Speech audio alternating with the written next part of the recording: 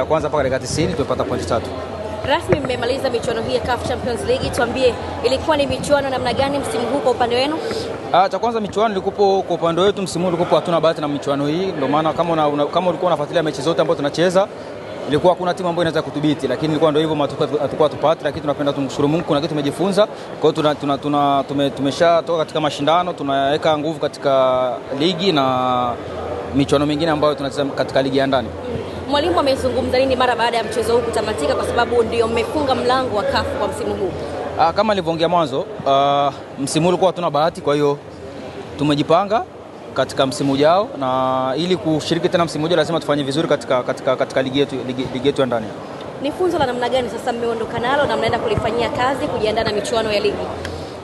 Kikubwa ni kupambana, lakini tunaamini msimu ujao Mungu akijalia katika mashindano haya tutashiriki tena.